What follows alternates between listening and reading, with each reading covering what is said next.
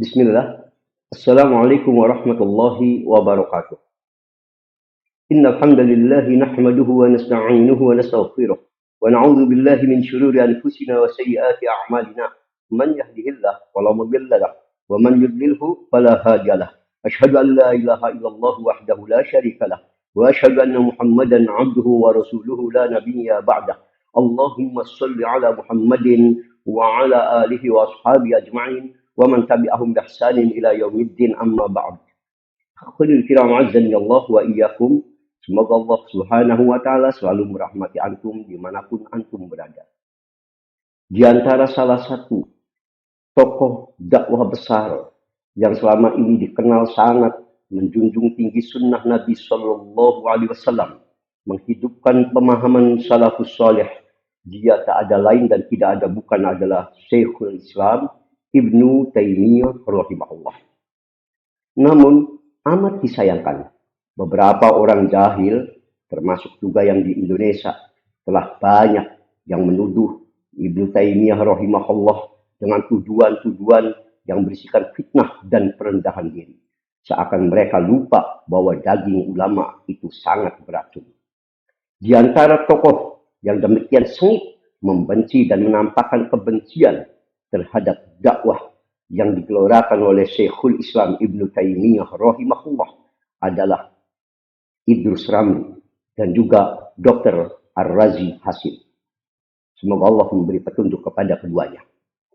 Mereka sangat sering di berbagai kesempatan melontarkan tuduhan-tuduhan yang berisi perendahan kepada dakwah yang digagas, yang digelorakan oleh Syekhul Islam Ibnu Taimiyah rahimahullah.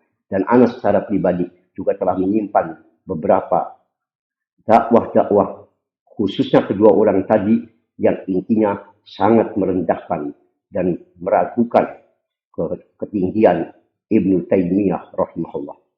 Wallahi, kami sendiri tidak pernah mengatakan bahwa Ibnu Taimiyah rahimahullah seorang yang maksum. Tentu beliau manusia biasa yang bisa jadi benar, bisa jadi di satu waktu beliau pun keliru. Tetapi dengan adanya, kalaupun kekeliruan pada beliau, lalu merendahkan ketinggian ilmu beliau, sungguh ini kezoliman yang sangat besar. Bahkan dengan atas dasar itulah saya ingin menyampaikan dengan tema kajian kali ini, memercik air di dulang terpecik muka sendiri. Hal ini sebagai bantahan yang sangat telak, khususnya kepada Idrus Ramli maupun Dr. Ar-Razi Hasim dan orang yang sejalan dengan mereka yang sangat begitu ekstrim, sangat merendahkan ketinggian dan kedudukan Ibnu Taimiyah rahimahullah sebagai seorang ulama. Di antara salah satu yang pernah dikatakan oleh Idrus Ramli dalam salah satu dialog, yang dialognya ada juga di YouTube yang sudah ana save. Saat dia berdialog, dia menyebut saat itu dia menyoroti tentang gerakan dakwah yang diusung oleh Syekh Muhammad bin Abdul Wahhab rahimahullah, di mana lalu diantaranya perkataan dia adalah Wahabi lebih radikal dari Taimi. Di sini Anda tidak akan menyoroti dulu masalah Wahabi. Insya Allah nanti itu akan Anda bahas dalam pasal yang tersendiri. Tapi yang mau Anda sorot pada kalimat ini, dia menyebut pemahaman atau apa yang dibawa oleh Ibnu Taimiyah rahimahullah sebagai Taimi. Ini jelas menunjukkan pelecehan atas kehormatan dan kedudukan Syekhul Islam Ibnu Taimiyah. Tak cukup di situ. Bahkan orang ini, orang yang baru kemarin sore ini, sudah berani menyebut Ibnu Taimiyah rahimahullah dengan dakwahnya. Dia katakan, Taimi setelah meninggal, pemikirannya pun mati. Dan baru dihidupkan lagi oleh pendiri Wahabi ini, katanya. Allahul Musta'an. Untuk membantah dan menunjukkan betapa jahilnya dan betapa parahnya keadaan ini. Tuduhan yang sangat tidak berdasar. Saya tidak akan membawa pujian dari ulama mazhab lain. Yang ingin saya bawakan justru adalah dari pernyataan ulama mazhab Syafi'i sendiri. Yang namanya sudah sangat terkenal. Ulama-ulama dulu dari kalangan mazhab Syafi'i rahimahullah. Apa pendapat mereka dan komentar mereka atas Ibnu Taimiyah rahimahullah. Hal ini agar menjadi jelas, sebab jika kami mengambil pujian dari ulama lain yang bukan dari kalangan mazhab Syafi'i rahimahullah, boleh jadi mereka nanti akan banyak berkelit. Maka sengaja pada kesempatan kali ini cukup mengutip 1-2 saja perkataan dari kalangan ulama besar mazhab Syafi'i rahimahullah yang ketenaran nama-nama beliau itu sudah tidak perlu diragukan dan nanti akan Anda sebutkan sumber rujukannya juga. Ikhwan, azani Allah wa iyyakum.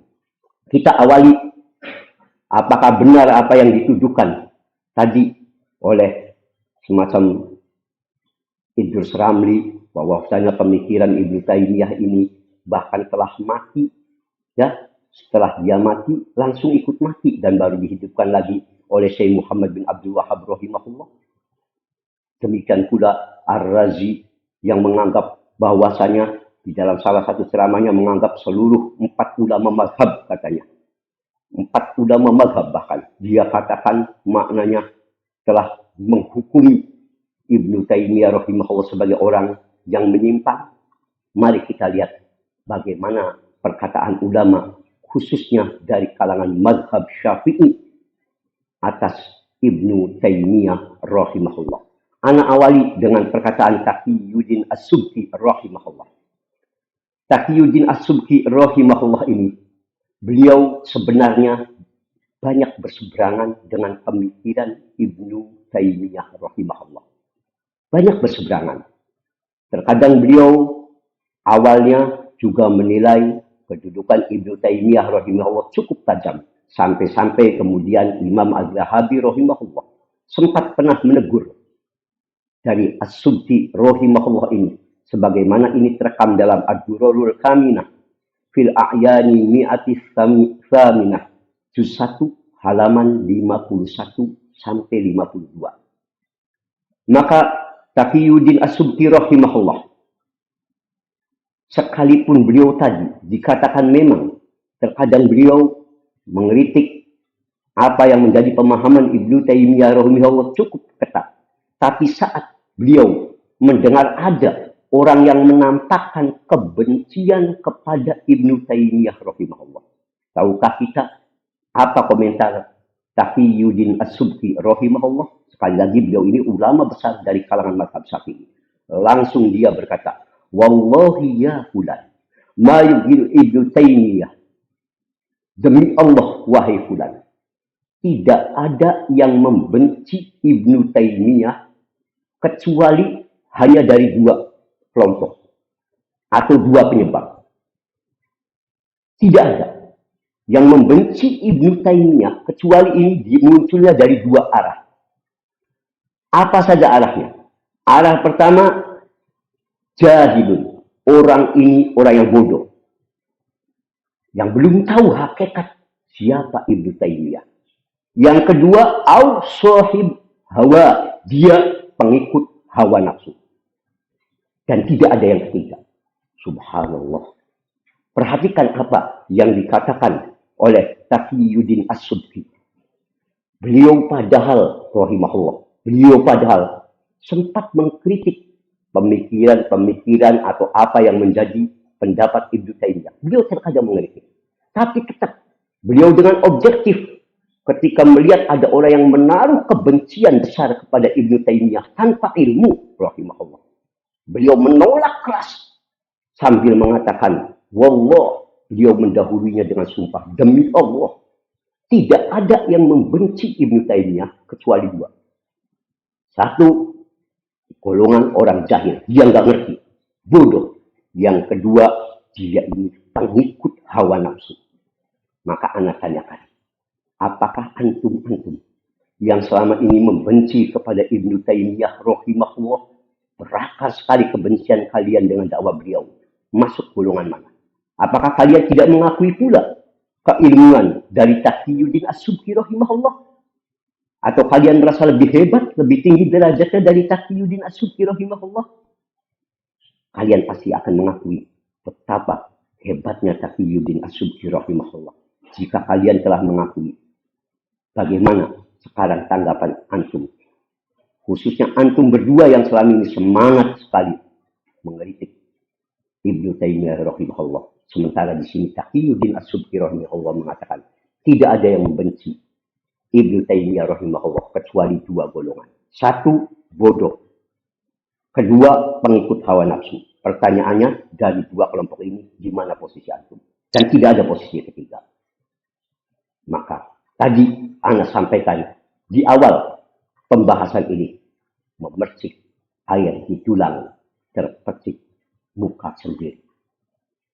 Saudaraku, dimanapun antum berada, semoga Allah selalu menjaga kita semua. Tidak cuma ini. Bahkan Imam Taqiyuddin As-Subki rahimahullah setelah menyebut dua kemungkinan para pembenci Ibnu Taimiyah, antara orang bodoh atau dia memang ahli hawa nafsu, ahli bid'ah, maka beliau lalu mengatakan, fal jahil la yadri ma yaqul. Kalau orang jahil tidak mengerti yang dia ucapkan, dia ini ngomong asal bunyi, asbun. Enggak ngerti, ini Ibnu Taimiyah begini. Bisa jadi ini jahil, asal ngomong aja. Enggak punya referensi yang memadai. Atau kalau kedua, kemungkinan kedua, masih kata Taqiyuddin As-Subki rahimahullah, wa sahibul hawa yasudduhu hawahu anil haq ba'da ma'rifatihi bih. Sementara pengikut hawa nafsu, dia berpaling dari kebenaran setelah mengetahui kebenaran itu. Dia bukan nggak tahu, dia mungkin tahu. Ibnu Taimiyah pujian ulama padanya, keluasan ilmunya, kitab-kitabnya yang mencapai ratusan atau bahkan ribuan jilid. Dia tahu, tapi karena kedengkian dan dia ini termasuk barisan dari ahlul ahwa, pengikut hawa nafsu, maka dia melontarkan kebencian itu. Ini dikatakan sekali lagi bukan oleh kelompok lain, tapi oleh ulama besar dari mazhab Syafi'i itu sendiri, Taqiyuddin As-Subki rahimahullah. Maka sekali lagi kita tanya khususnya kepada dua anak muda tadi yang selama ini paling semangat belakangan menunjukkan kebencian kepada Ibnu Taimiyah rahimahullah. Anda berada pada posisi orang jahil ataukah Anda pengikut hawa nafsu? Pilihan manapun adalah dua pilihan ini semua sama buruknya. Tapi pengikut hawa nafsu tentu jauh lebih buruk lagi. Wa na'udzubillah min dzalik. Lihat ucapan dari Imam As-Subki rahimahullah itu dalam Asy-Syahadah Az-Zakiyah fi Tsana'il A'immah ala Ibnu Taimiyah, karya Mar'i bin Yusuf Al-Hambali, halaman 58. Selanjutnya, ikhwan azani Allah wa yakum. Kali ini ingin Anda bawakan sesosok ulama yang bahkan lebih besar lagi namanya, lebih dahsyat lagi namanya, dan lebih dikenal lagi keilmuannya. Dia adalah Al-Imam Ibnu Hajar Al-Asqalani Asy-Syafi'i rahimahullah. Penyusun kitab Fathul Bari, syarah Sahih Al-Bukhari, yang sungguh namanya legendaris. Kitabnya dijadikan rujukan oleh seluruh aliran dan madhab Ahlus Sunnah dimanapun berada, selalu menjadikan Fathul Bari ini salah satu rujukan terbaik dalam syarah hadis Sahih Al-Bukhari. Semua orang mengakui keilmuan Ibnu Hajar Al-Asqalani, terutama dalam bidang hadis dan fikih. Beliau sangat luar biasa ilmunya. Beliau juga penyusun kitab Bulughul Maram yang sangat dikenal itu, yang kemudian disyarah dalam kitab Subul Salam oleh Imam As-Sun'ani rahimahullah. Dan banyak kitab-kitab rijal hadis yang disusun oleh Ibnu Hajar Al-Asqalani seperti Tahdhibut Tahdhib dan sebagainya. Nama beliau tidak usah diragukan lagi. Keilmuan beliau telah mencapai puncaknya. Dan beliau sekali lagi masuk deretan ulama dari kalangan mazhab Syafi'i yang paling andal, paling mumpuni, dan paling diakui keilmuannya. Lalu mari kita lihat apa tanggapan Ibnu Hajar Al-Asqalani rahimahullah kepada Ibnu Taimiyah. Beliau pernah berkata sebagaimana terdapat dalam Talkhisul Habir, juz 3 halaman 109. Beliau menyebut Ibnu Taimiyah rahimahullah sebagai Al-Hafiz. Beliau sebut Ibnu Taimiyah itu Al-Hafiz, sang penghafal hadis. Pengakuan takdir beliau kepada tingginya ilmu Ibnu Taimiyah rahimahullah.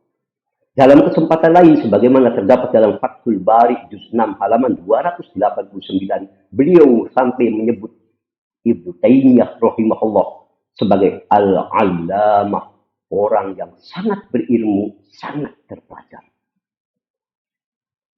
Beliau menyebut begitu, memberikan gelar yang sangat tinggi.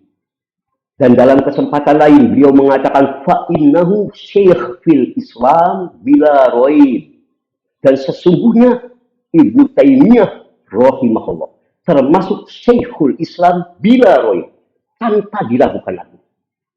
Ini sekali lagi yang menilai bukan anak kemarin yang ecek-ecek, yang baru belajar abatas, tapi Al-Hafidh Ibnu Hajar Al-Asqalani rahimahullah, ulama sangat besar dari kalangan mazhab Syafi'i yang namanya sangat legendaris. Maka jika kita tanyakan mana yang akan kita akui, apakah pantas ada seorang yang sekelas Idrus Ramli atau Ar-Razi Hasim atau Hasim Ar-Razi tadi yang memberikan, melecehkan, seakan kesan meremehkan Ibnu Taimiyah rahimahullah, atau Ibnu Hajar Al-Asqalani yang kita jadikan pegangan? Tentu anak kecil juga akan bisa menjawab dan tidak perlu jawaban bahkan persoalan ini. Ikhwan, azani Allah wa iyyakum.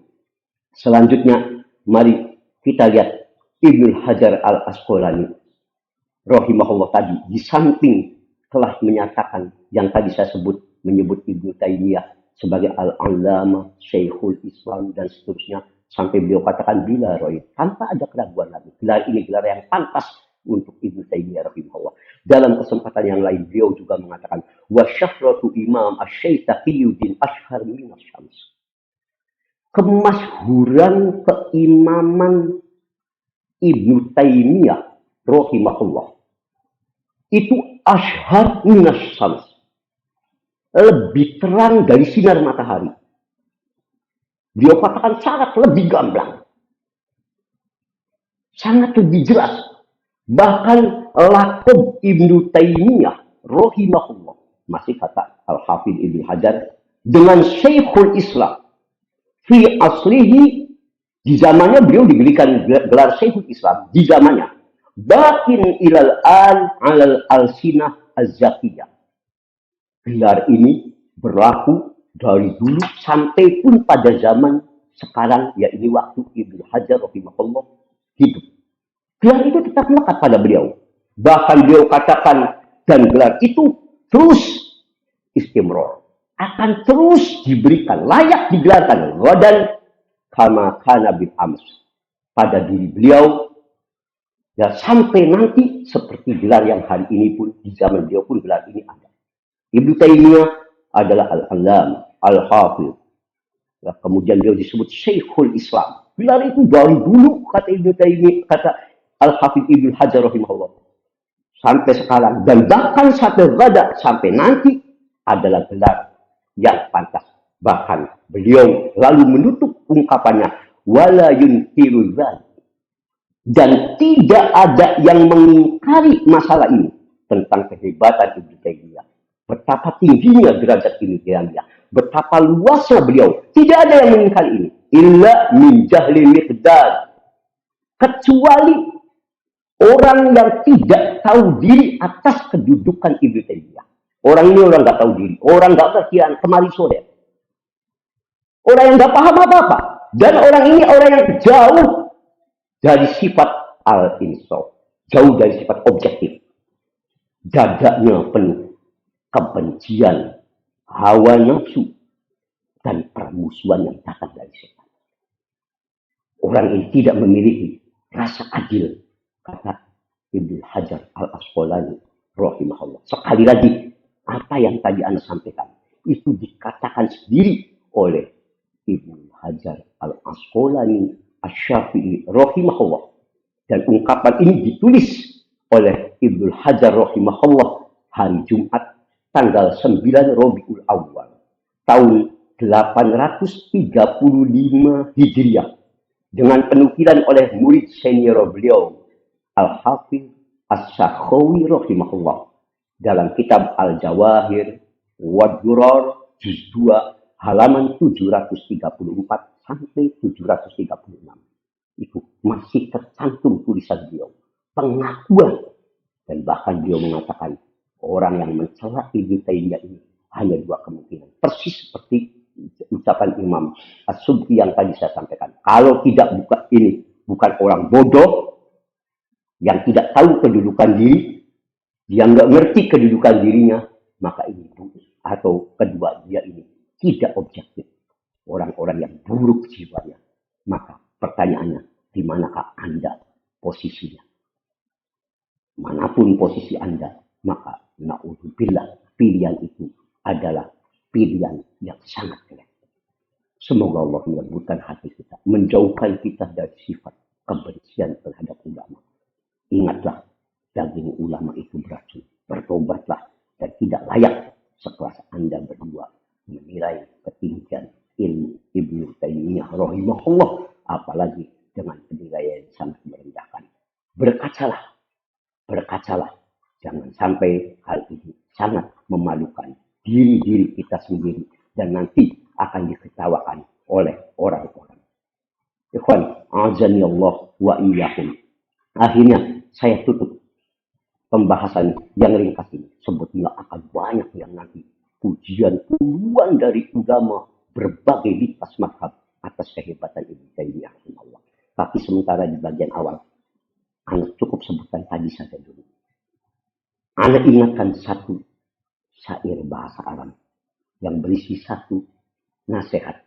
Ya natihal jabal al-ali liyak lima.